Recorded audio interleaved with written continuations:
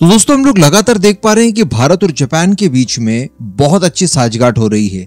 हर क्षेत्र की आप बात कर लीजिए, स्पेस से लेकर डिफेंस तक, इन्वेस्टमेंट से लेकर इंडस्ट्रीज तक, लगभग सभी फील्ड में हम लोग बहुत ही अच्छा कर रहे हैं। और इस समय की अगर बात की जाए तो भारत जापान के बीच में कई सारे ज्वाइंट वेंचर्स हो रहे हैं। बुलेट ट्रेन इसका सबसे बड़ा एग्जांपल हो सकता है। इसके अलावा जो मून मिशंस में भारतीय इसरो जापानीज जाक्सा को मदद कर रहा है, ये भी अभूतपूर्व है। तो इन सभी चीजों से ये साबित होता है कि जापान भारत आने वाले समय में बहुत अच्छा करने जा रहे हैं। और इसी वजह से एशिया में भारत के सबसे अच्छे दोस्तों के नाम पर जापान जाना जाता है। इसके अलावा कुछ ही समय पहले मैंने आपको एक वीडियो में ये भी बताया था कि जो जापान के आम लोग हैं वो भारत के स्टॉक मार्केट में अपने खुद के स्टॉक मार्केट से ज्यादा पैसा इन्वेस्ट कर रहे हैं। इवन चाइना और खुद के मार्केट में जो उन्होंने इन्वेस्टमेंट कर रखी थी उसे भी निकाल कर वो लोग भारत के मार्केट में इन्वेस्ट कर रहे हैं। हालांकि ये स्टॉक मार्केट वाली जो खबर है इसमें तो आपको प्योरली बिजनेस देखने के लिए मिल रहा है, जहां पर उन्हें रिटर्न के ज्यादा चांसेस दिखाई देंगे। ऑब्वियसली वो लोग वहीं पर इन्वेस्ट करेंगे। लेकिन अब बड़ी बड़ी कंपनीज के बीच में भी कई सारे ज्वाइंट वेंचर्स हो रहे हैं और कई सारे इन्वेस्टमेंट की बातें चल रही है। इन सभी को लेकर एक खबर निकल कर आ रही है जो इस समय काफी बड़ी खबर है। दरअसल खबर कुछ ऐसी है कि JSW स्टील द्वारा 5,500 करोड़ रुपए जापानीज कंपनी में इन्वेस्ट किए जा रहे हैं। और ये जापानीज कंपनी है JFE स्टील कॉर्पोरेशन। यानी इस बार कोई जापानीज कंपनी भारतीय कंपनी में निवेश न करते हुए एक भारतीय कंपनी जापानीज कंपनी में इन्वेस्ट कर रही है। तो ये भी एक अच्छी बात है और भारतीयों को गर्व करवाने वाली बात है कि भारत की कंपनियां भी इस लायक है और इतना प्रभुत्व रखती है दुनिया भर के अंदर कि वो दुनिया के इतने बड़े देश की कंपनी में इन्वेस्ट करने जा रही है। वैसे भी मैं आपको बता दूं कि जो जापानीज कंपनी है JFE कॉर्पोरेशन, उसका 50% स्टेक भारतीय कंपनी JSW स्टील में मौजूद है। तो कहने का मतलब दोनों ही कंपनीज के बीच में काफी पुरानी रिलेशनशिप है। इसी के आधार पर भारत का JSW स्टील अब JFE कॉर्पोरेशन में 5,500 करोड़ रुपए इन्वेस्ट करके एक ज्वाइंट वेंचर तैयार कर रहे हैं।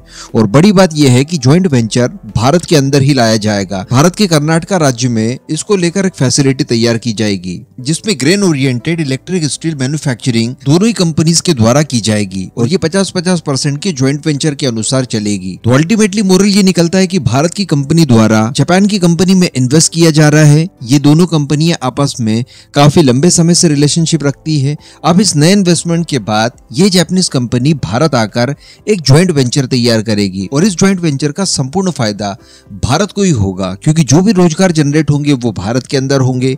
जो भी सप्लाई चेन होगी वो भारत से सुनिश्चित की जाएगी। इन्हें रॉ मटेरियल की जो आवश्यकता होगी, इसके अतिरिक्त इनका प्रोडक्ट जो एक्सपोर्ट किया जाएगा, ये सारी कुछ चीजें भारत से होगी। और ये कंपनी जितना भी अर्न करेगी वो हमारे ही विदेशी मुद्रा भंडार को बढ़ाएगी। तो इससे अच्छी तो कोई दूसरी बात हो ही नहीं सकती।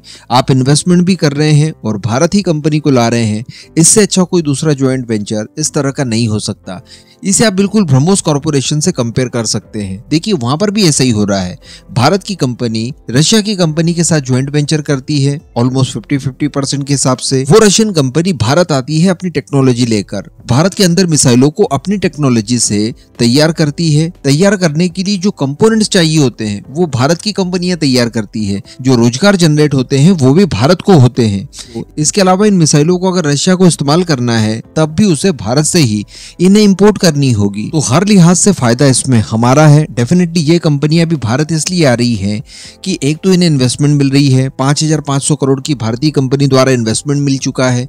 इसके अतिरिक्त यहाँ पर लेबर्स काफी सस्ती है और मैं आपको पास में बता चुका हूँ कि आप कोई भी प्रोडक्ट ले लीजिए, उसको जब मैन्युफैक्चर करने जाएंगे तो भारत में दुनिया के किसी भी देश की तुलना में लगभग 27 से 30% की आपको बचत होगी। तो जो भारत के अंदर मैन्युफैक्चरिंग कॉस्ट को हम लोगों ने कंट्रोल करते हुए कम किया है, दुनिया की तुलना में सबसे कम किया है, इसका बेनिफिट अब हमें मिल रहा है। और यही एकमात्र कारण है जो भारत को दुनिया की फैक्ट्री बनाकर छोड़ेगा। जी हाँ, चाइना में भी कुछ ऐसी ही परिस्थितियां जनरेट हुई थी, उसके बाद ही चाइना द्वारा इतना ज्यादा ग्रो किया गया। अब वही सारी चीजें हम लोग भारत के परिप्रेक्ष्य में भी देख पा रहे हैं। ये भारत के फ्यूचर के लिए बहुत ही उत्तम चीज साबित होगी। इस पूरे मुद्दे पर और जापान भारत की दोस्ती पर आपका जो भी मानना हो नीचे कमेंट करके जरूर बताइएगा।